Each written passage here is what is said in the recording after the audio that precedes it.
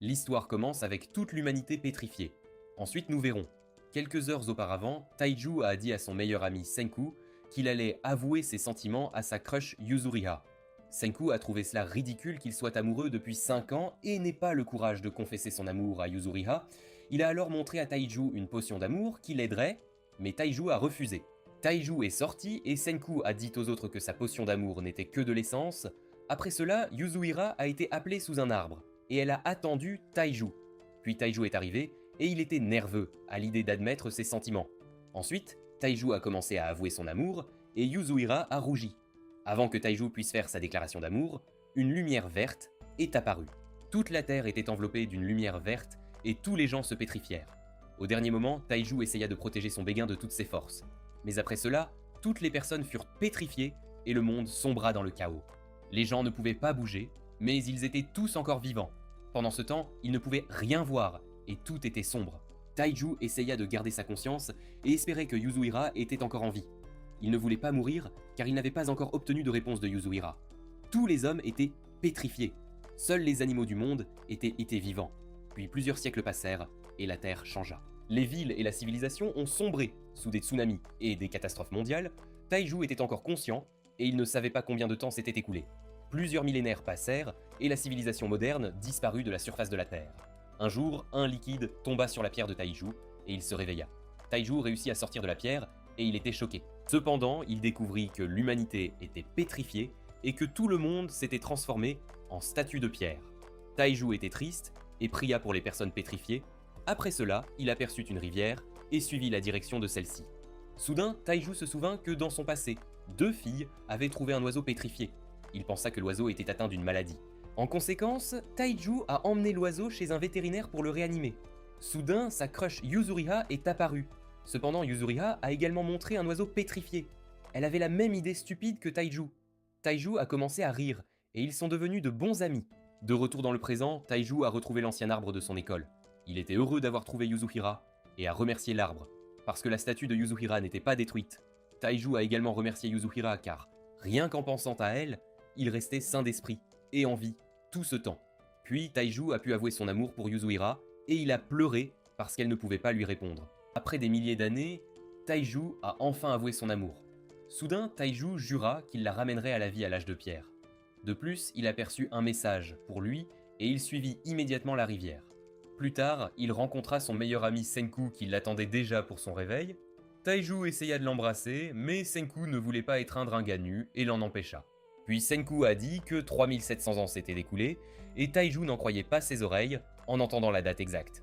Senku a répondu qu'il comptait constamment les secondes écoulées depuis la pétrification. Il a donc dit qu'il avait failli s'évanouir en comptant, mais qu'il avait réussi à persévérer. Taiju était impressionné par son meilleur ami Senku et il a été conduit vers un abri. Lorsque Senku a montré à Taiju sa maison construite, il a été choqué. Senku a construit les bases de la survie à partir de zéro tout seul.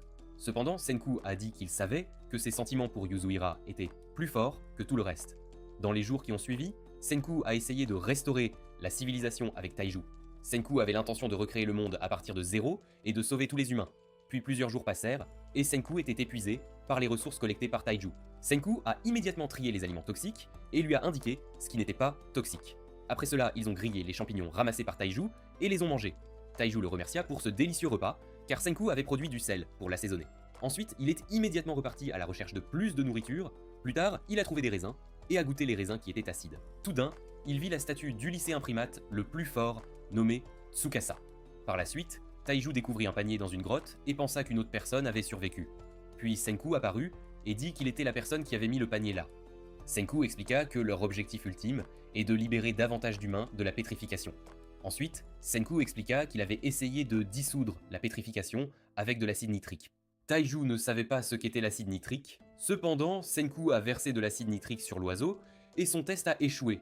Senku était déprimé, mais il n'a pas abandonné et voulait faire plus d'expériences pour trouver une solution avec ses connaissances en sciences. Soudain, Taiju a posé une question stupide et Senku était heureux. Senku lui a expliqué qu'il voulait créer un nouveau mélange. Alors Taiju a dit qu'il ne comprenait pas la plupart des choses, mais il lui a montré des raisins à transformer. L'alcool a suivi.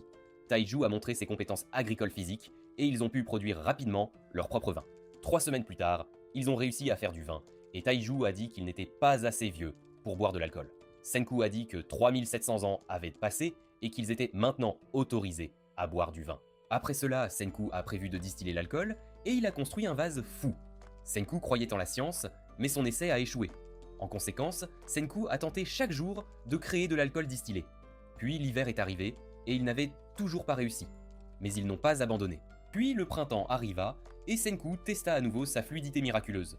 Soudain, Senku réussit à créer un mélange qui dissout la pétrification. Il testa ensuite le mélange sur un oiseau et ils parvinrent à trouver une solution grâce à la science. Un oiseau sortit de la pétrification et Taiju était heureux de voir leur succès. L'oiseau s'envola dans le ciel et Senku était content car il se rapprochait un peu plus de la civilisation. Après cela, Taiju a demandé à son ami qui il prévoyait de libérer de la pétrification en premier. Senku a immédiatement répondu que Taiju pouvait choisir la première personne qu'ils allaient ressusciter. Arrivé devant la statue de Yuzuriha, Taiju a demandé si l'eau pouvait vraiment sauver Yuzuriha. Après cela, le moment tant attendu est enfin arrivé lorsque Taiju a pu sauver Yuzuriha. Soudain, il réalisa qu'elle était nue. Pendant son réveil, Taiju blessa les yeux de Senku et il était agacé par son ami stupide. Taiju insista pour la ramener d'abord à la base et lui mettre des vêtements. Soudain, Senku entendit des bruits d'animaux au fond de la forêt, puis un lion apparut et ils furent stupéfaits. Senku a dit que les lions s'étaient probablement échappés d'un zoo. Ils ont ensuite sauté d'une falaise pensant avoir échappé au lion. Alors Senku et Taiju ont essayé de fuir le lion, mais d'autres lions sont apparus. Taiju s'est enfui et a choisi de se sacrifier pour protéger son ami. Il voulait que son ami Senku survive avec Yuzuriha. Senku a dit qu'il ne devrait pas dire de telles absurdités et qu'ils trouveraient tous les deux une solution. Cependant, il a arrêté Taiju, et Senku savait que Taiju est une bonne personne qui protège toujours les autres sans se soucier de lui-même. Senku et Taiju ont continué à courir et Taiju a eu une idée. Senku a décidé de ressusciter Tsukasa et il s'est excusé auprès de Yuzuriha pour sa décision. Puis il a versé l'eau miracle sur la statue de Tsukasa. Les lions les ont entourés, mais Tsukasa a été réanimé à temps et a vu les lions. Senku lui a immédiatement rapporté la situation et Tsukasa était prêt à se battre. Tsukasa a ensuite attaqué les lions avec des pierres et les a frappés avec ses poings. Tsukasa a réussi à mettre le lion leader hors de combat d'un seul coup de poing.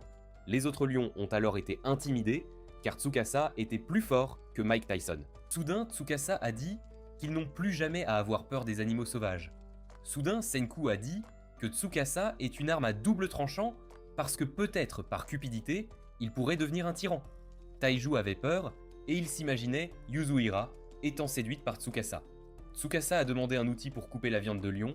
Senku lui a dit que la viande de lion n'a pas bon goût et a un goût aigre. Cependant, Tsukasa a répondu qu'il allait manger la viande du lion pour rendre hommage à la vie prise. Taiju était heureux que Tsukasa soit une personne gentille. Alors, Senku lui a donné un couteau et il a accepté qu'il mange cette précieuse viande malgré le goût dégoûtant. Plus tard, Taiju a promis qu'il produirait plus d'eau miraculeuse et qu'elle serait la prochaine à être ressuscitée. Pendant ce temps, Tsukasa était surpris par Senku et ils ont tous appris à mieux se connaître. Par la suite, Tsukasa apprit qu'il n'avait pas de viande et il partit immédiatement chasser dans la forêt. Tsukasa trouva des sangliers et les vainquit tous avec aisance. De plus, Tsukasa attrapa également un oiseau en plein vol. Ensuite, il alla pêcher dans la mer avec seulement une lance et captura de nombreux poissons grâce à sa puissance monstrueuse. Taiju fut impressionné par les compétences de Tsukasa de l'âge de pierre. Tsukasa a alors dit qu'en tant que membre de l'équipe, il promet de toujours fournir suffisamment de viande pour qu'il puisse bien manger. Soudain, Tsukasa a frappé une pierre pour sauver une statue d'une jeune femme.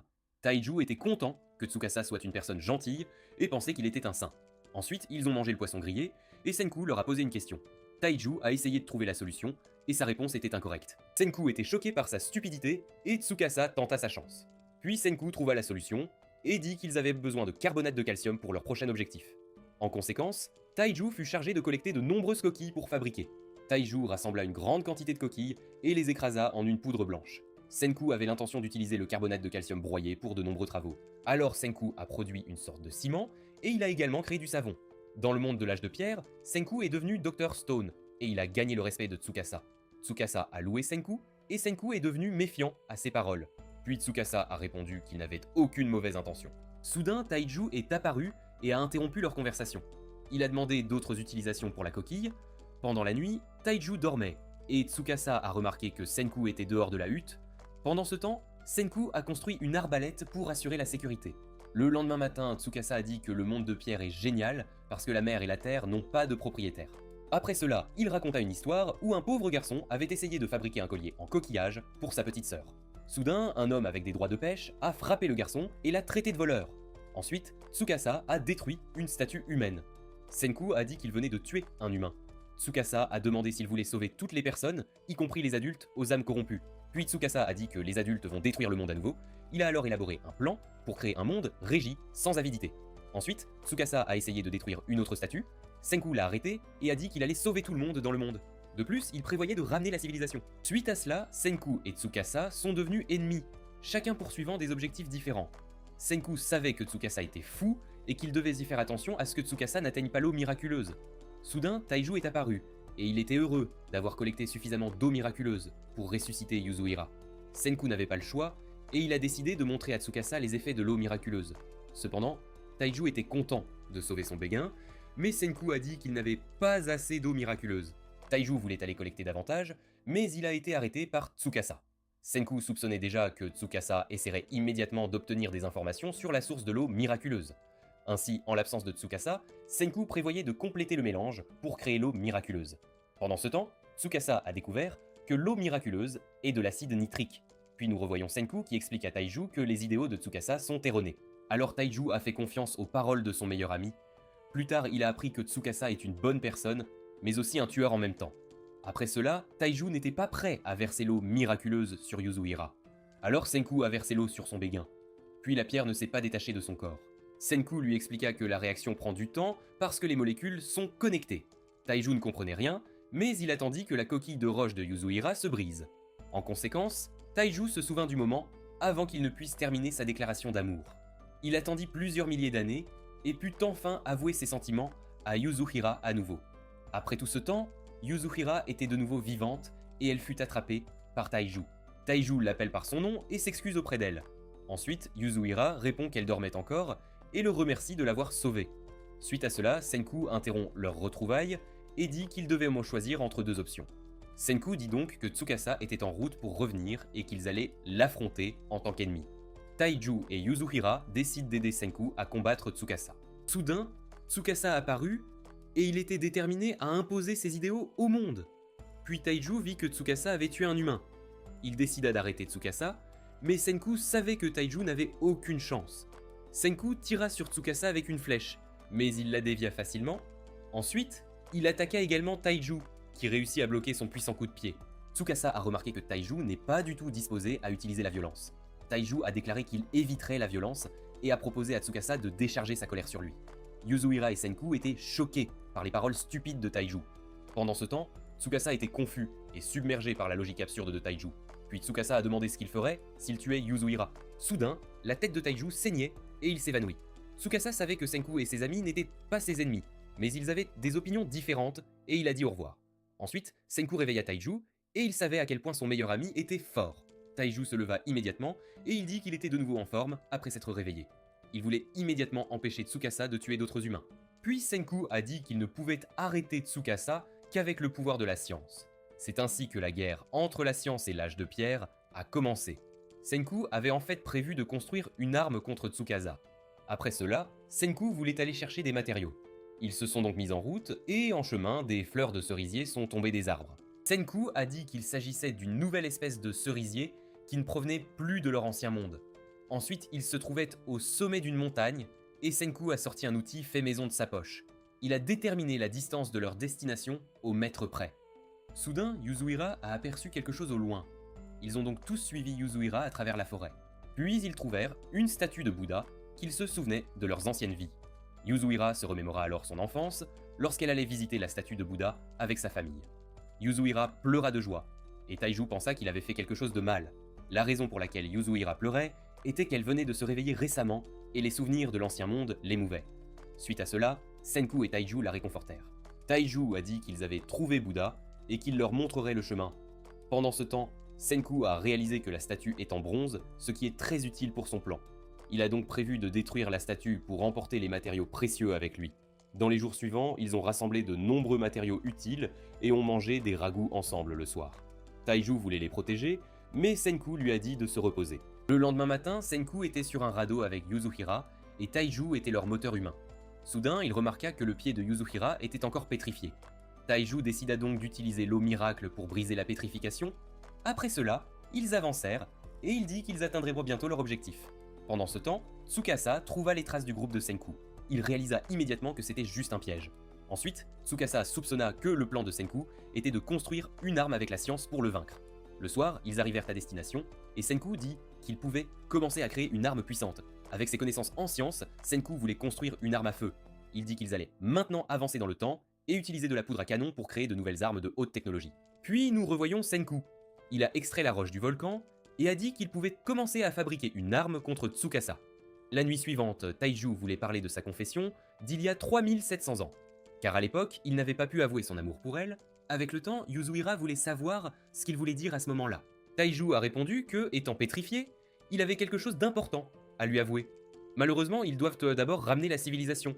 Ensuite, Taiju a dit qu'ensemble, ils ramèneraient la civilisation, et qu'il lui avouerait alors ses véritables sentiments. Le lendemain matin, Senku avait extrait suffisamment d'ingrédients pour la poudre à canon, et il voulait commencer à créer une arme capable de résister à Tsukasa. Uzuhira a alors ajouté du soufre dans le sac. Deuxièmement, Senku a ajouté le charbon de bois collecté. Enfin, Senku avait pris de l'acide nitrique dans la grotte miraculeuse. Ensuite, Senku a mélangé ces matériaux dans une ruche et y a ajouté dextrose. Lorsque Senku a fini de mélanger, Taiju est allé l'aider, mais Yuzuriha l'a arrêté. Senku a dit que la pierre ne causerait pas d'explosion.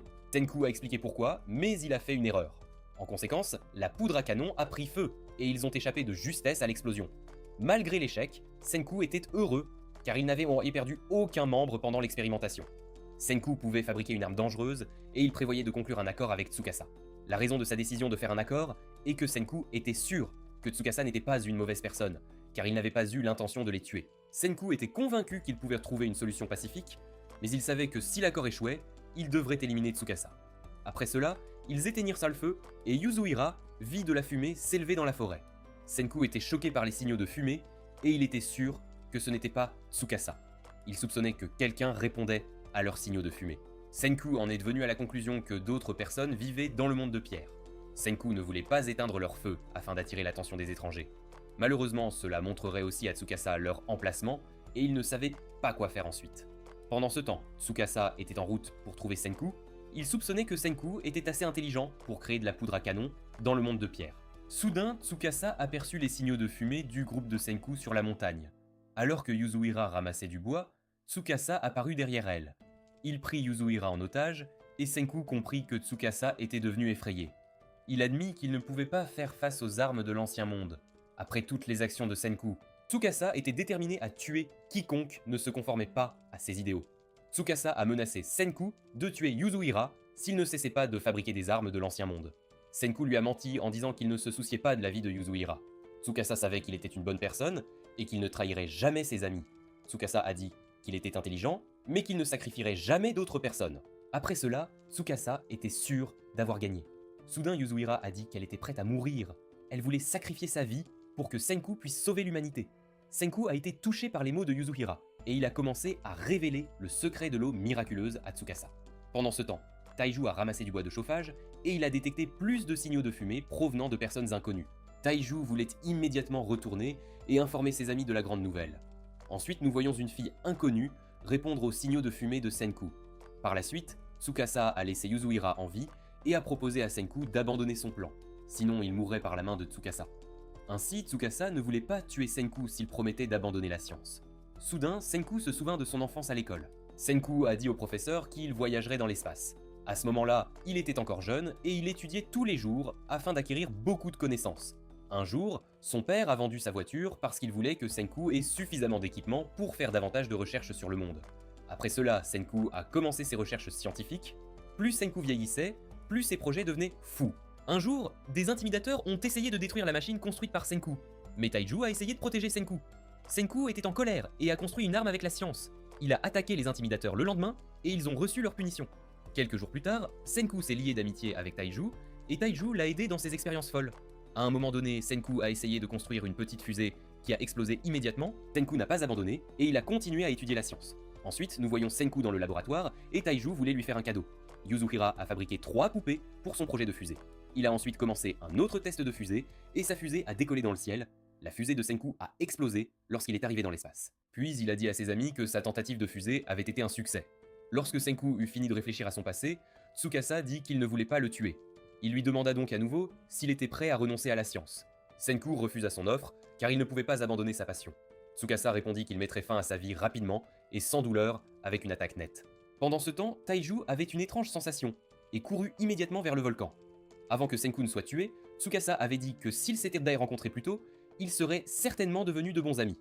Senku était d'accord. Tsukasa attaqua alors Senku et lui brisa le cou avec son épée. Après le coup final, Tsukasa réalisa que s'ils s'étaient rencontrés dans leur enfance, ils seraient devenus de bons amis. Il souhaite avoir rencontré Senku dans l'ancien monde avant qu'il ne parte pour le monde de la pierre. En dessous, nous voyons Senku qui n'est plus en vie et Taiju n'a pas réussi à sauver son meilleur ami à temps. Taiju et Yuzuhira ont pleuré pour leur cher ami Senku. Taiju ne pouvait pas croire qu'il était mort et ne voulait pas accepter sa mort. Puis Tsukasa a dit qu'ils devaient enterrer leur ami correctement. Adieu. Taiju était furieux, et Tsukasa sentit immédiatement son désir de meurtre. Il savait que Taiju, dans sa colère, pouvait se battre contre lui. Il espérait que Taiju garderait son calme pour qu'il n'ait pas à le tuer. Lorsque Taiju souleva un énorme rocher, Tsukasa était prêt pour un combat contre Taiju. Taiju était à la fois en colère et triste. Mais Yuzuhira réussit à le calmer. Elle dit que Senku avait sacrifié sa vie pour la protéger. Ensuite, Taiju lança la pierre en l'air pour distraire Tsukasa. Tsukasa était confus et essayait de comprendre leur plan. Pendant ce temps, Yuzuhira a essayé d'obtenir la poudre à canon. Elle croyait au rêve de Senku et elle a lancé la poudre à canon sur Tsukasa. Ensuite, Tsukasa a détruit le pot plein de poudre noire. Taiju et Yuzuhira ont promis de se battre ensemble contre Tsukasa avec l'aide de la science. Suite à cela, Taiju était prêt à vaincre Tsukasa par tous les moyens dont il disposait. Lorsque le rocher géant a atterri, il a créé des étincelles qui ont immédiatement explosé. Tsukasa a été frappé par l'explosion et il ne pouvait pas voir à travers la fumée. Nous voyons ensuite Tsukasa qui n'a pas été blessé par l'explosion. Il soupçonnait que le plan de Taiju était de s'échapper de lui. Puis Taiju s'est enfui avec son ami mort, espérant sauver son meilleur ami Senku. Tsukasa était sûr que Senku ne pouvait pas être ramené à la vie dans ce monde. Pendant ce temps, Taiju a essayé de le réanimer avec un massage cardiaque. Senku ne montrait aucune réaction et il prévoyait de faire du bouche à bouche. À ce moment-là, Yuzuhira a dit que c'était de sa faute si Senku s'était sacrifié pour sauver sa vie. Suite à cela, Taiju se souvint d'une question de l'école à cette époque. Senku a dit qu'il essaierait toujours de sauver tout le monde grâce à la science. Taiju était sûr que Senku ne se sacrifierait jamais sans un plan. Soudain, Yuzuhira se souvint que Senku avait attiré l'attention sur son cou avant de mourir. Puis Taiju réalisa pourquoi il touchait toujours son cou.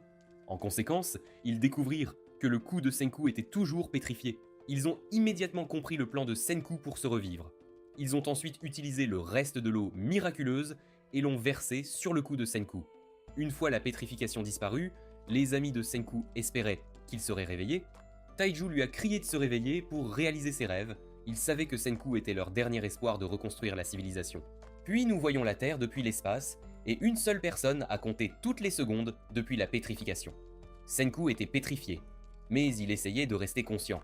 Quand Senku ne pouvait toujours pas voir après 3700 ans, il espérait pouvoir à nouveau voir quelque chose. Soudain, la pétrification se dissipa de son corps. Senku était heureux d'être libéré de la roche et pouvait enfin bouger à nouveau. Puis Senku a immédiatement commencé à étudier la pétrification. Soudain, des singes sont apparus, effrayés par le corps de Senku car ils voyaient un humain pour la première fois. Senku était également surpris car il avait découvert une nouvelle espèce de singe. Après cela, Senku a regardé autour de lui et a élaboré son plan pour reconstruire la civilisation. Senku savait exactement combien de temps s'était écoulé jusqu'à présent et il a gravé la date exacte sur un arbre. Cependant, Senku attendait déjà avec impatience son objectif de sauver le monde entier grâce à la science. Ensuite, Senku essaya de faire du feu, et les singes pensaient que Senku était stupide. Le soir, Senku réalisa qu'il n'avait pas assez de force ni d'habileté comme ses amis pour faire du feu. Il n'abandonna pas et savait qu'il devait créer du feu avec ses connaissances en science. Par la suite, Senku frappa de nombreuses pierres pour trouver une solution à son problème. Il a essayé de trouver le bon type de pierre pour atteindre son objectif. Senku a échoué en essayant de fabriquer des outils, mais il n'a pas abandonné. Il savait que, comme dans sa vie précédente, il devait expérimenter beaucoup et trouver un moyen de résoudre son problème. Il a alors pu construire des outils en pierre qui l'ont aidé à résoudre ses problèmes. Ensuite, il a lié des racines d'arbres ensemble pour en faire une corde. Le soir, Senku a essayé de créer à nouveau un feu avec sa corde fabriquée. Cependant, Senku a généré de la chaleur dans la nuit et l'a combiné avec de l'oxygène. En conséquence, Senku a réussi à créer du feu dans le monde de la pierre. Dans les semaines qui ont suivi, il a abattu des arbres pour un abri. De plus, Senku a essayé de chasser de la viande, mais il n'avait pas assez d'endurance. Senku était conscient qu'il n'avait pas de pouvoirs physiques spéciaux. Alors il a élaboré un nouveau plan pour chasser des animaux. Senku a pu résoudre tous ses problèmes grâce à la science, et il a attrapé un cerf. Dans les mois qui ont suivi, il a mangé la viande qu'il avait tuée. De plus, il a construit de nouvelles inventions chaque jour pour faire avancer la science. Après plusieurs mois, Senku a réussi à créer un abri avec toute l'infrastructure nécessaire. Après cela, Senku regarda les singes, et il avait déjà hâte de sauver le monde. Un jour, quelques semaines plus tard, Senku ramassa des champignons et il termina les travaux de construction. Soudain, il tomba d'épuisement et souhaita avoir une personne qui ferait le travail physique. Le lendemain matin, il déterra une statue en pierre, car il prévoyait de ressusciter son meilleur ami. D'abord, il devint sentimental en voyant le visage de son meilleur ami et attendit avec impatience sa résurrection après 3700 ans. Il essaya alors de comprendre comment ressusciter son ami et proposa plusieurs causes des pétrifications. La première était que des extraterrestres les avaient purifiés avec un super rayon de pétrification alien. La deuxième était que l'armée avait créé une arme folle qui avait échappé à tout contrôle. La dernière hypothèse était qu'un nouveau coronavirus avait causé la pétrification du monde. Après cela, Senku essaya de comprendre les règles de la pétrification en utilisant un oiseau comme premier sujet d'essai. Il réfléchit à la raison pour laquelle il était sorti de la pétrification et soupçonna que cela avait quelque chose à voir avec une source naturelle. Soudain, il remarqua quelque chose et se remémora le moment où il avait été ressuscité. Senku eut une excellente idée et se souvint que les fragments les plus proches de sa tête étaient au sol, en tas. Ensuite, il trouva une grotte et sentit dans la grotte de l'acide nitrique. Senku utilisa les cheveux de sa nuque, qui étaient encore pétrifiés, et les maintint sous le mélange qui goûtait. Senku attendait un résultat et son expérience a été un grand succès. Par la suite, il versa une bouteille du mélange sur la statue de son meilleur ami. Il espérait que Taiju était encore en vie, mais sa première tentative avait échoué. Il commença donc de nombreuses expériences et réalisa que le mélange ne fonctionnait pas sur les humains. Dans les jours qui suivirent, il réfléchit à la situation et trouva le morceau manquant pour son succès final. Il comprenait E = mc carré et était sûr qu'Albert Einstein était la solution à son problème. Ensuite, Senku commença à travailler et était convaincu de trouver la solution. Il construisit un laboratoire et fit de nombreuses expériences dans sa petite cabane. Après plusieurs semaines, il réussit à créer une solution et essaya de réveiller son meilleur ami. Enfin, Senku trouva la formule de sa solution et attendit que son ami se réveille dans le présent. Taiju croyait, comme Senku quelques mois auparavant, que son meilleur ami allait être ressuscité. Il espérait donc un miracle et savait que Senku était l'une des personnes qui n'abandonnait pas. En conséquence, les nuages orageux se sont dissipés et il a soudainement cessé de pleuvoir. Taiju a regardé le ciel et a entendu la voix de Senku. Ils étaient alors heureux de le voir en vie. Senku faisait confiance à ses amis pour remarquer la pétrification sur son cou. Taiju était heureux qu'il soit en vie et il a presque écrasé tout son corps. Cependant, Senku les a remerciés de l'avoir ramené à la vie et Yuzuhira a pleuré de joie. Après cela, elle a pensé que le motif d'un drap ressemblait à une fusée et a dit que cela irait bien à Senku. Senku a alors déclaré que son expérience humaine sacrificielle avait été un succès, mais il était surpris des effets réparateurs de l'annulation de la pétrification. Taiju a dit que peut-être cette pétrification est la pierre de la vie qui remplace les médecins pour eux. Senku a réalisé, d'après les mots de Taiju, qu'il avait raison et que le phénomène devient vraiment comme un Dr Stone qui guérit toutes les blessures. Ils ont ensuite effacé leurs traces et Yuzuhira s'est demandé s'il pouvait ressusciter les statues brisées. Senku a répondu qu'il avait déjà essayé mais que cela n'avait pas fonctionné. Soudain, il a eu une excellente idée et a su qu'il ne pouvait confier la mission qu'à Yuzuhira. Elle a accepté sa mission et Taiju voulait aussi connaître le secret entre eux deux. Alors Uzumaki lui a dit qu'il devait aller voir Tsukasa. Mais Taiju, choqué par ses paroles, était très confus par sa décision. Senku lui expliqua que Tsukasa pense qu'il est dans l'au-delà. De plus, il leur dit de s'infiltrer dans l'empire de Tsukasa en tant qu'espion. Et il donna à Yuzuhira les détails de la mission. Il dit que Tsukasa a l'intention d'utiliser l'eau miraculeuse pour rassembler une armée de jeunes afin de créer un nouveau monde. Mais Senku a élaboré un plan pour créer une armée avec la science afin de lutter contre lui. En conséquence, Senku a prévu de trouver des alliés pour une armée révolutionnaire scientifique, et il a envoyé ses amis infiltrer Tsukasa. Yuzuhira était surprise qu'ils soient tous les deux si décontractés à propos de son plan. Taiju a répondu que Senku est toujours logique, et il a réalisé qu'il ne se reverrait pas avant longtemps. Alors Taiju a couru en arrière, et il savait que sa voix ne l'atteindrait pas. Taiju a montré un signe qui symbolise son amitié. Après cela, Senku a dit au revoir, et il a montré à son meilleur ami le drapeau de la science. Pendant ce temps, Tsukasa a remarqué que quelqu'un le suivait. Soudain, une jolie fille aux cheveux blonds est apparue et elle lui a apporté des fleurs. Il se demanda si elle était une personne ressuscitée par Taiju. Tout à coup, elle a attaqué Tsukasa et il a esquivé son attaque. Tsukasa a été attaqué par la fille blonde et il a compris qu'elle n'était pas une personne ressuscitée car ses compétences en arts martiaux sont incroyables. Ensuite, Kohaku a dit qu'elle avait vu tous ces actes malveillants qu'il avait commis sur la montagne. Elle pensait qu'il était un sorcier maléfique et a essayé de tuer Tsukasa avec son couteau de l'âge de pierre. Il a esquivé son attaque et il a compris qu'elle ne savait pas ce qu'est une explosion. Cependant, Tsukasa a découvert qu'elle appartenait à une nouvelle génération qui ne connaissait pas la science. Il ne voyait pas les humains primitifs comme une menace et n'avait aucune raison de se battre contre Kohaku. Son objectif était de retourner à la grotte et de revendiquer l'eau miraculeuse avant eux. Tsukasa a dit au revoir et l'a simplement poussé en arrière. Ensuite, nous voyons Senku. Il a entendu le bruit fort et a immédiatement couru dans cette direction. Kohaku était surprise de voir Senku, mais il lui a dit de ne plus parler et il a essayé de la sauver.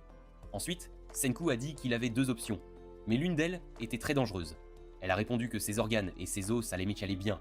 Senku était content qu'elle ne soit pas blessée et il a utilisé ses connaissances en science pour la sauver en toute sécurité. Kohaku était surprise par sa construction et il a expliqué qu'il allait utiliser la science pour la sauver. À la fin de la journée, Senku a réussi à la sauver et Kohaku a été impressionné par la puissance de la science. Par la suite, Kohaku a dit qu'elle avait un faible pour lui et Senku a mal compris ses paroles. Le soir, Senku a remarqué que Kohaku dormait avec ses épées.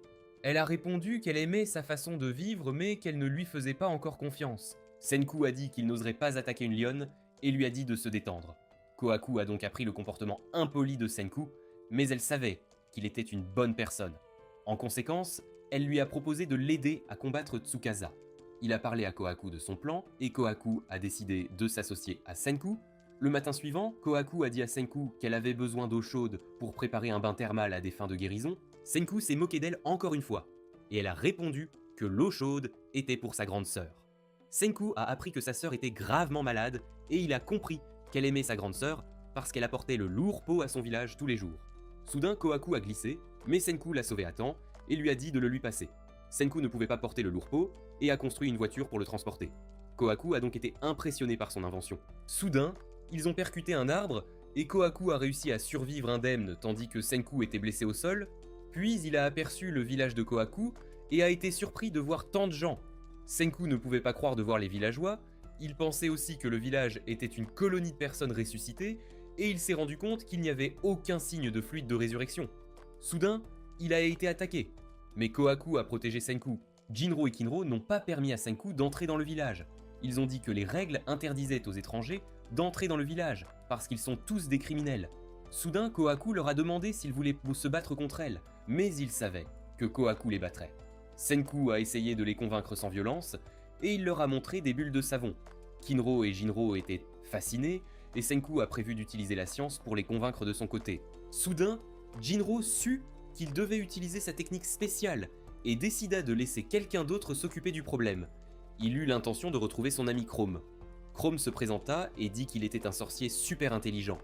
Ensuite, Senku se présenta et leur dit qu'il était scientifique. Senku fut surpris par Chrome car il n'avait pas peur comme ses amis. Soudain, Chrome a dit que personne ne le battrait en sorcellerie, et il a accepté le défi de Chrome. Après cela, Chrome lui a montré un feu, et Jinra était le seul à penser qu'ils allaient commencer une dangereuse bataille de sorciers. Chrome a dit qu'il allait leur montrer son pont arc-en-ciel, alors Chrome a jeté quelque chose dans le feu, et il a transformé le feu en jaune. Kohaku et les garçons étaient impressionnés de voir son feu se transformer en de nombreuses couleurs différentes. Mais Senku savait que c'était juste une réaction de test de flamme. Chrome ne pouvait pas croire que Senku connaissait son astuce, et il pensait que Senku pouvait lire dans ses pensées. En conséquence, son plan a échoué, et il a essayé de se justifier auprès de Kohaku. Chrome est allé dans son laboratoire, et il a créé une boule d'électricité. Il a effrayé son ami avec l'électricité, et Jinro a pensé qu'il l'avait attaqué avec ses compétences de sorcier. Puis Senku vit sa boule de soufre, et il fut surpris que Chrome ait réussi à créer cette boule de soufre. Il commença à apprécier Chrome, et lui montra le véritable pouvoir de sa boule. Senku paralysa donc Chrome avec son propre tour, et fit semblant. Kohaku lui demanda à propos du tour, et Senku leur donna la boule de soufre. Par la suite, Senku regarda sa cabane dans les arbres et fut émerveillé, car il avait collecté tous les minéraux et matériaux scientifiques par lui-même. Chrome a répondu qu'il avait tout collecté et a qualifié les réactions de sorcellerie.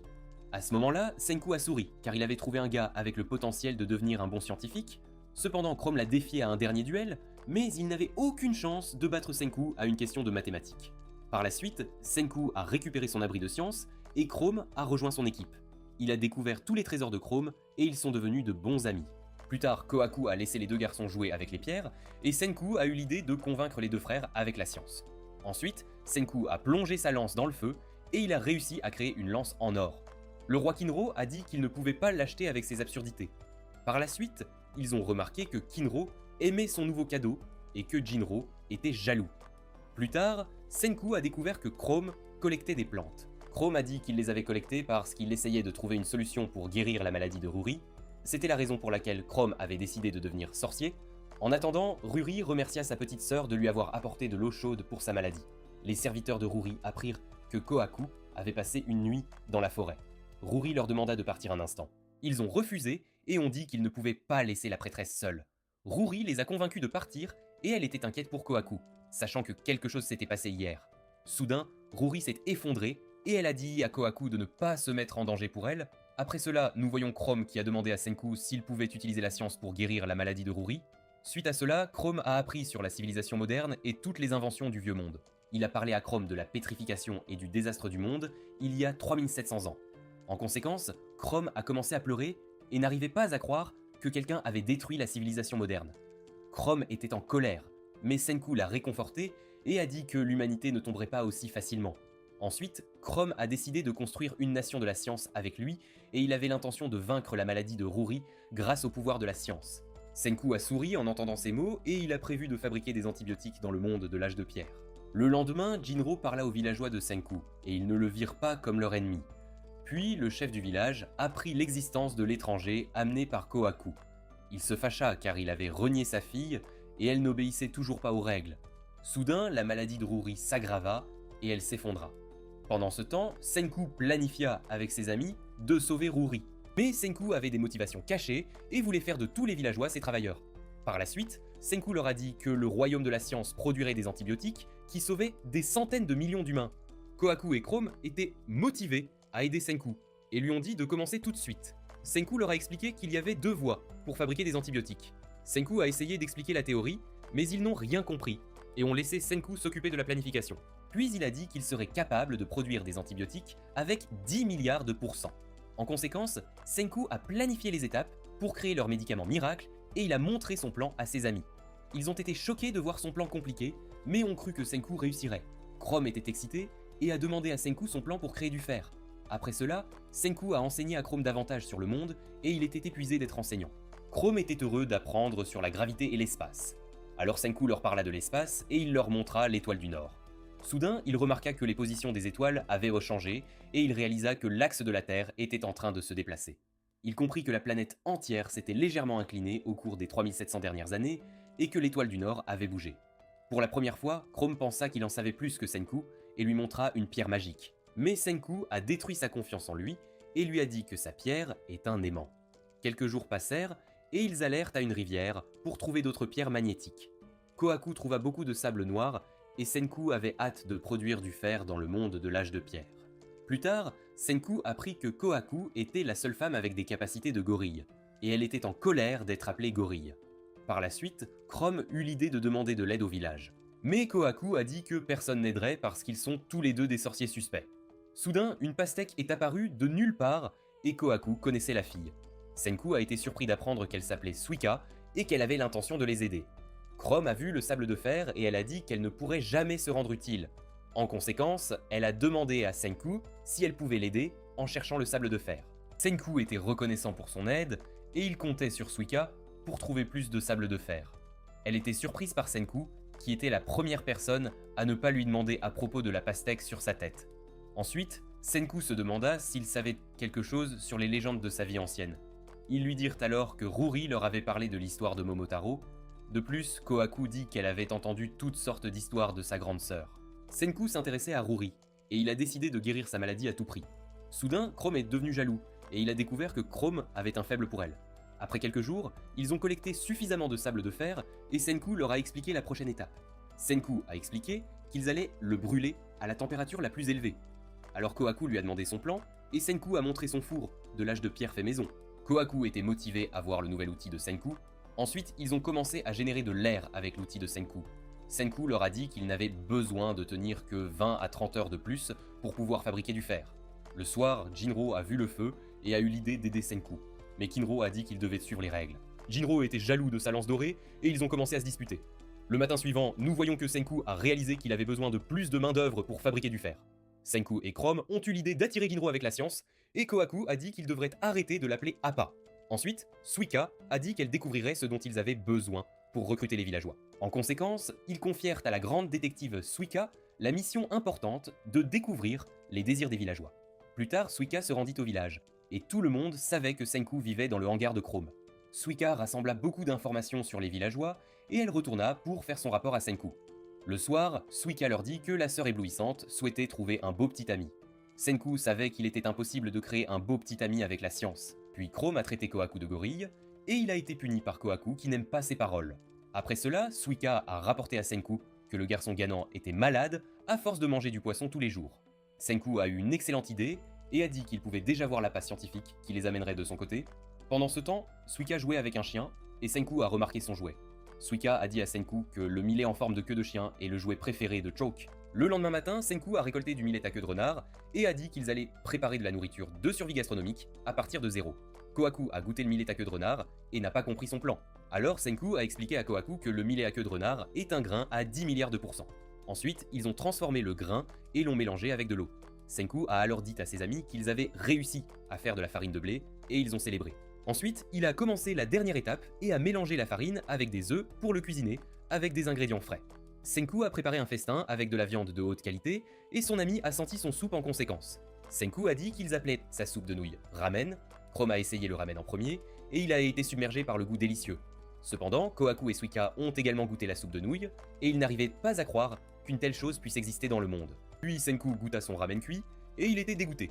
Plus tard, ils se rendirent au village et Senku avait l'intention d'attirer tous les villageois avec son ramen. Tous les villageois sentirent dans son plat et Kohaku dit à Senku qu'il avait l'air d'un vilain. Ensuite, nous voyons un homme mystérieux qui sourit après avoir trouvé la localisation de Senku. Pendant ce temps, Senku cuisinait du ramen à base de 1000 queues de renard pour trouver suffisamment de main-d'œuvre pour fabriquer de l'acier. Tous les villageois adoraient vendre sa soupe de nouilles et Senku est devenu populaire parce qu'il leur a montré un plat si incroyable.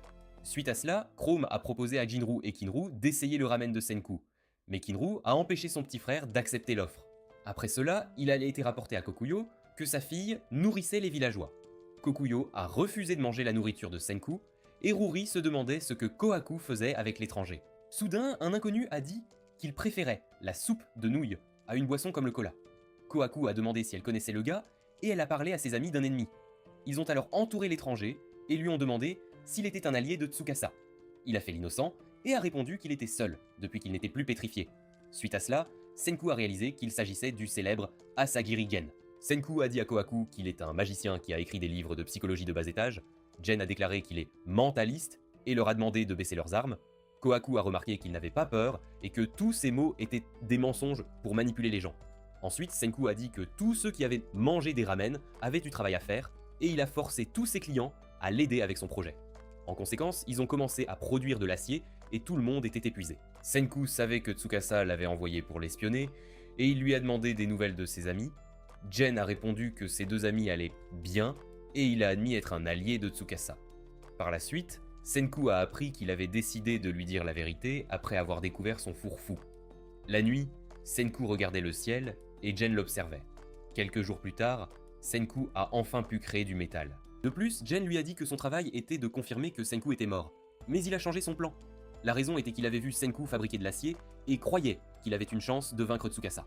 Cependant, Senku et ses amis ont réussi à produire de l'acier et Gen a dit qu'il allait dire un mensonge à Tsukasa. Il a dit que peu importe qui gagne, car il veut juste être du côté des gagnants. Alors il attend simplement de voir si le royaume des scientifiques va gagner ou l'empire Tsukasa. Soudain, Kohaku est apparu et l'a menacé, mais Senku l'a arrêté. Senku a dit qu'il convaincrait Gen de changer de camp. Après lui avoir montré sa nouvelle invention, Gen a donc appris qu'il prévoyait de construire un générateur et il a été choqué par ses paroles. Soudain, le temps a commencé à changer et des nuages orageux sont apparus. Senku était nerveux et dit qu'il devait se dépêcher. Soudain, Suika apparut et lui apporta le sable magnétique qu'elle avait collecté. Il planifia alors de combiner son sable magnétique et de l'acier pour construire un générateur. Senku demanda à Suika de trouver un vernis dans le village et il était sûr qu'il réussirait. Il suivit les lignes griffonnées de Senku sur une planche en bois et versa l'acier en fusion dedans. Entre-temps, une fille a rapporté que Senku avait détruit le pont. Un groupe de villageois s'est réjoui de la nouvelle car ils avaient maintenant une raison de tuer Senku. Kohaku a signalé que des problèmes les attendaient et Senku savait que son plan échouerait s'ils devaient se battre. À ce moment-là, Gen a proposé de les aider et il a demandé à Suika de ramasser des fleurs. Après cela, Gen leur a apporté des fleurs et ils ont pensé qu'ils se moquaient d'eux. Gen a dit qu'ils avaient essayé d'arrêter la foudre avec leur sorcellerie. Mais Magma ne le croyait pas, Alors il les a trompés, et Kohaku était surpris par ses tours de magie. Senku a dit qu'il n'était qu'un escroc, utilisant sa force mentale pour transformer des mensonges en vérité. En conséquence, Magma est rentré chez lui, et Senku a travaillé sur son plan pour créer un générateur. Senku a gravi une montagne avec ses amis. Après cela, ils ont installé le générateur, et Jinro voulait les aider, mais Kinro l'en a empêché. Puis ils réalisèrent qu'ils avaient besoin d'une lance, et Kohaku découvrit la lance en or de Kinro. Elle vola sa lance, et réussit à stocker la foudre dans le magnet de Senku à temps. En conséquence, il réussit à créer un énorme magnet, et put ensuite construire son générateur. Senku était donc heureux que son plan ait fonctionné, et était excité de voir le magnet. Plus tard, Kohaku s'excusa d'avoir détruit la lance de Kinro, et son petit frère se moqua de lui. Soudain, Kohaku se demanda pourquoi ses aimants ne fonctionnaient pas. Senku résolut le problème. Ensuite, Gen apprit qu'il prévoyait de construire un générateur alimenté par des muscles. Quelques jours passèrent, et ils purent construire d'autres choses pour son projet. Senku et ses amis ont bien progressé dans la construction d'un générateur, mais le visage de Senku a soudainement enflé. Gen lui a demandé ce qui se passait, et a appris que le vernis lui avait causé une éruption cutanée. Enfin, Senku a construit son générateur à manivelle à double roue. Après cela, Senku a dit qu'il devait trouver 2 personnes pour travailler en parfaite synchronisation. Ils ont demandé à Kinro et Jinro, mais ils ont refusé de les aider. Suite à cela, Gen a essayé de convaincre Kinro en disant qu'il pouvait utiliser l'électricité pour fabriquer une lance en or et en argent. Gen a convaincu les frères et sœurs de les aider, et ils ont mordu à l'hameçon.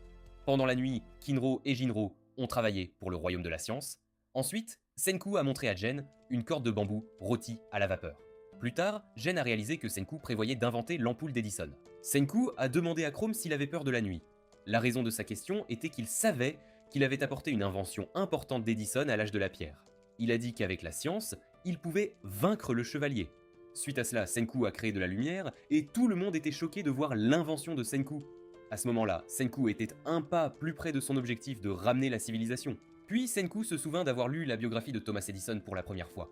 À partir de ce jour, il se posa de nombreuses questions sur l'électricité et commença à s'auto-enseigner tout ce qu'il pouvait sur le sujet. En conséquence, il réussit à créer de nombreuses inventions folles et parvint à apporter la lumière dans l'obscurité. À l'âge de pierre, Senku réalisa qu'il avait hérité d'un grand accomplissement humain en matière d'électricité. Il était extrêmement heureux de son succès et souriait car il était bien parti pour reconstruire la civilisation. Pendant ce temps, Gen était surpris que Senku ait inventé l'électricité dans le monde de l'âge de pierre. Plus tard, ils expliquèrent à Suika qui était Tsukasa, et Chrome dit que c'était un mauvais gars. Suika ne pouvait pas croire que Gen était un mauvais gars car il les avait aidés à résoudre leurs problèmes. Senku dit que Gen n'est pas un mauvais gars, mais qu'ils doivent plutôt le convaincre de leur côté. Suite à cela, Chrome demanda aux gentlemen, ils les avaient entendus.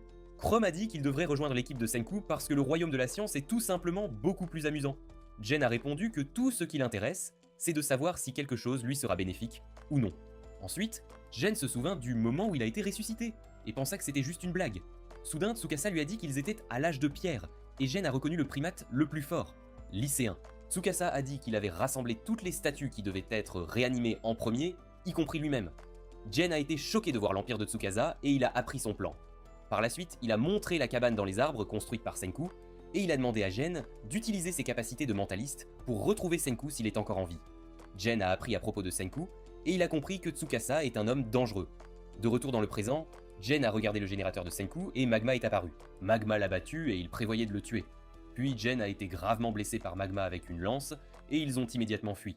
Peu de temps après, Senku et ses amis sont arrivés pour s'occuper de Gen. Ils étaient inquiets, mais Senku a remarqué qu'il se protégeait avec des sacs de faux sang.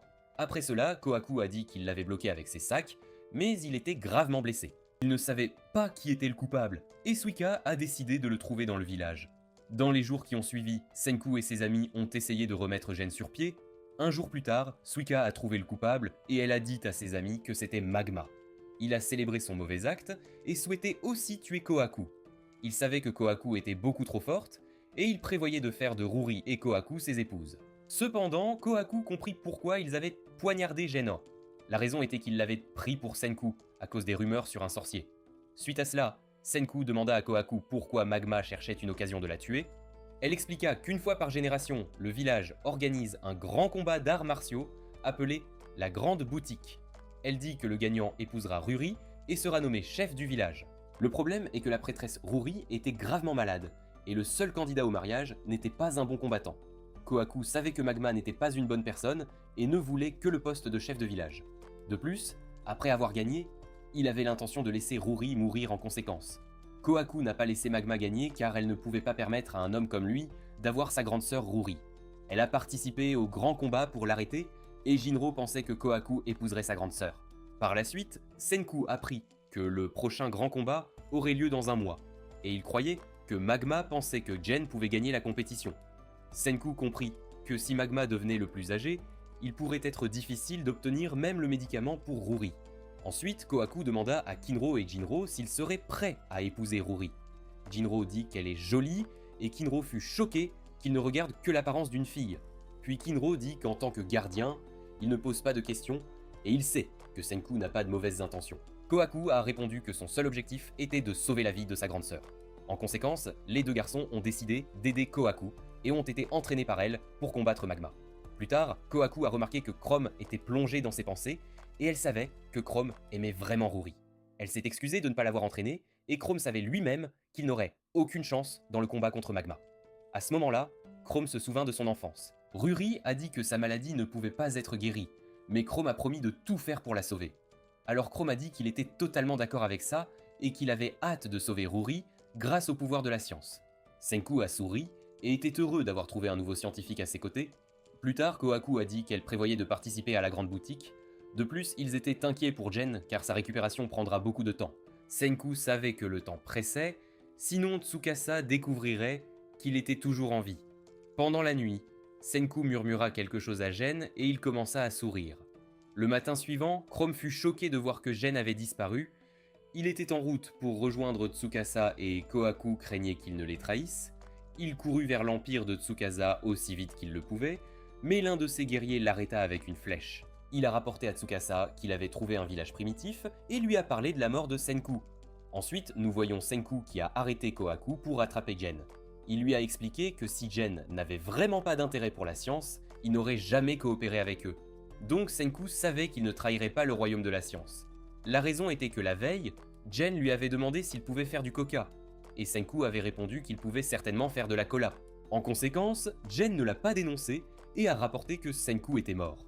Kohaku était donc heureuse qu'ils aient gagné la première bataille et se réjouissait de l'arrivée de leur nouveau membre dans le royaume de la science. Pendant ce temps, Jen ne pouvait pas croire qu'il avait risqué sa vie pour une bouteille de cola. Senku a alors prévu de fabriquer une bouteille de coca à temps pour son retour. La semaine suivante, nous voyons Kohaku entraîner Jinro et Kinro pour la compétition à venir. Pendant ce temps, Senku planifiait la prochaine étape pour créer un médicament pour Ruri. Il a dit à Chrome qu'ils allaient lui produire du verre. Chrome ne savait pas ce qu'était le verre et il a expliqué qu'on pouvait bien mélanger des produits chimiques avec. De plus, Senku prévoyait de fabriquer des lunettes pour Suika et Kohaku était surprise. Comme Suika est mignonne. Malheureusement, elle ne peut pas bien voir sans son melon. Suite à cela, Suika a dit qu'elle avait la maladie floue dans les yeux. En conséquence, elle finit par avoir l'air étrange, ce qu'elle essaie vraiment de corriger. Senku leur a expliqué qu'après avoir inventé des lunettes, il pouvait corriger la mauvaise vue de Suika. Senku a dit à Suika qu'elle était myope et que ce n'était pas une maladie. C'est ainsi que Suika a appris l'existence des lunettes dans le monde ancien, qui permettaient à de nombreuses personnes de mener une vie normale. Suika souhaitait voir le beau monde avec tous ses amis, et Senku voulait exaucer son vœu. Par la suite, Chrome a montré à Senku un endroit où il avait trouvé du quartz. Senku a creusé sur la montagne et lui a montré la matière première pour fabriquer du verre. Ensuite, ils ont commencé à travailler ensemble et ils se sont beaucoup amusés à déterrer le sable de quartz. Le soir, Senku a commencé le processus suivant et a chauffé le sable de quartz dans son four. Le lendemain matin, Senku était épuisé, mais il voulait continuer à travailler. Enfin, il a produit du verre à lentilles et tout le monde se demandait ce qu'il allait faire avec le nouvel appareil. Chrome a compris son plan et ils ont commencé à moudre et à polir le verre à lentilles. Ils ont travaillé chaque jour et ont fait de bons progrès. Quelques jours plus tard, Senku a pu créer des lunettes à verre pour réaliser le vœu de Suika. Plus tard, ils se sont mis en route pour montrer à Suika le beau monde qu'elle n'avait jamais vu. Senku lui a demandé si elle pouvait voir les fleurs devant elle et elle a essayé de concentrer ses yeux sur elles. Soudain, Senku lui a mis le chapeau melon avec les verres et elle a pu voir le magnifique tournesol devant elle. Suika a pleuré de joie et était reconnaissante pour le cadeau de Senku. Pendant ce temps, Kohaku imitait les attaques de Magma et Kinro n'arrivait pas à les bloquer. Elle fit prendre conscience à Kinro qu'il jugeait toujours mal la distance et Jinro savait quel était le problème de son grand frère. La raison en était qu'il avait également une mauvaise vue et Jinro s'inquiétait pour son frère mais il promettait de ne le dire à personne. Ensuite, nous voyons Senku. Il planifiait déjà son prochain projet et Chrome lui cria de ne pas s'exprimer comme un méchant. Le lendemain matin, Senku commença à fabriquer des instruments en verre. Suika l'a aidé et a collecté de nombreuses pierres noires qui moussaient lorsqu'elles étaient chauffées. Senku lui expliqua qu'ils utilisaient la mousse comme isolation pour fabriquer un four à souffler le verre. Ensuite, Senku produisit une paille en fer pour souffler de l'air dans le verre. Malheureusement, sa tentative de fabriquer des instruments en verre fut un échec, et Senku soupçonnait que travailler avec un artisan serait plus fructueux. Alors Chrome a kidnappé un vieil homme et il a demandé à Kaseki de les aider. Mais il s'est fâché et a dit qu'il n'était pas intéressé par les jeux de bondage. Puis Suika est apparue. Elle voulait rendre le lac qu'elle avait emprunté. Senku a appris que Kaseki était la personne qui avait fabriqué le fantastique bouclier de Kohaku. À ce moment-là, Kohaku se souvint du moment heureux où elle avait reçu le bouclier de son père. Sachant que Kaseki est un artisan talentueux, Senku lui montra ses projets. Senku savait qu'il pouvait l'attirer avec son verre.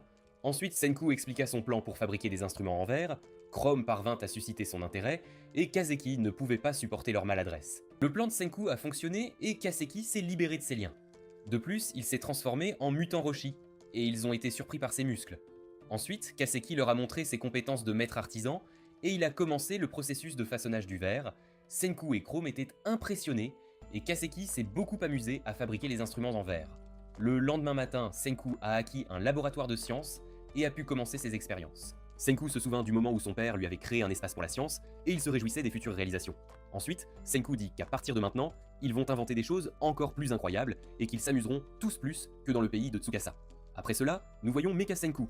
Il expliqua le royaume scientifique de Senku qui commença avec sa base. Ensuite, nous voyons le camion de nourriture de Senku qui servait des ramen en tant que troisième mecha. Senku nous a montré qu'il avait également débloqué un four industriel pour produire du métal. Ensuite, Mecha Senku a présenté ses combattants se préparant à affronter Magma. Jinro était paresseux et il avait été contraint de générer de l'énergie avec le générateur de Senku. De plus, Senku a obtenu Kaseki qui utilise ses muscles pour fabriquer des instruments en verre. En conséquence, Senku a reçu un laboratoire et ils étaient bien placés pour sauver Ruri avec des antibiotiques. Chrome savait que leur royaume de la science commençait à s'échauffer, et Senku était d'accord avec lui. Ensuite, Senku dit à Chrome que la technologie était encore plus folle avant l'effondrement du monde. Pendant ce temps, Jinro était jaloux de l'équipe de sorcellerie car il semblait en fait s'amuser beaucoup. Soudain, Jinro dit que des lances brillantes leur donnaient plus de motivation pour devenir plus forts. Kinro acquiesça et ils demandèrent à Senku d'embellir leurs lances avec de l'or et de l'argent. Senku savait qu'une lance en or ou en argent ne lui serait d'aucune utilité au combat, mais il accepta leur demande. Ainsi, Senku dit qu'il ferait à Jinro une lance en argent, et Kinro était triste. Soudain, Senku dit à Jinro de ne pas se réjouir trop tôt, car il serait dangereux de lui fabriquer une lance en argent. Le lendemain, Chrome fut surpris de voir que Senku utilisait une plante au look étrange pour faire de l'argent. Jinro était heureux d'obtenir une lance en argent, et il taquina Kinro de ne rien avoir reçu de Senku. En punition, il a été assommé par Kohaku pour avoir taquiné son frère. Ensuite, Senku a réussi à créer une lance en argent pour Jinro, et Senku voulait utiliser sa lance à une autre fin. Il a dit que son rôle serait celui de garde du corps de l'équipe, et ils sont partis.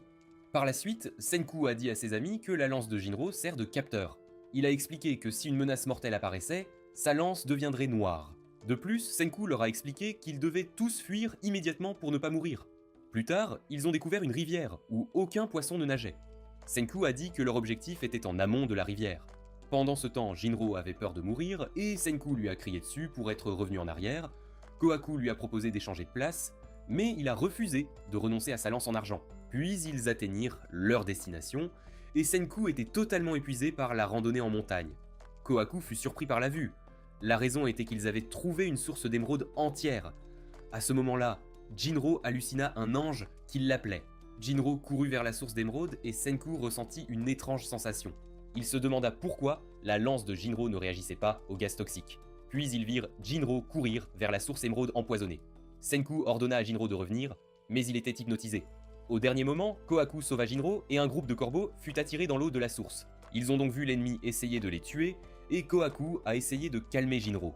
Senku leur a expliqué que l'acide sulfurique est un médicament miracle de la science, mais aussi très dangereux. Plus tard, Senku leur a dit qu'il ne pouvait pas fabriquer d'antibiotiques sans l'acide sulfurique. Kohaku était prêt à risquer sa vie, mais Senku l'a arrêté. Senku lui a raconté une histoire où un groupe est allé faire des recherches autour d'une zone d'acide sulfurique. Puis Senku sourit et dit qu'il résoudrait le problème avec des masques à gaz. Le soir, Senku était prêt pour le combat contre l'acide sulfurique et il savait qu'une erreur signifierait leur mort. Ensuite, Senku demanda à Chrome de rester à leur base. Il dit qu'il n'y avait aucune garantie que les masques à gaz fonctionnent et qu'il devait rester car personne d'autre ne pouvait sauver Ruri.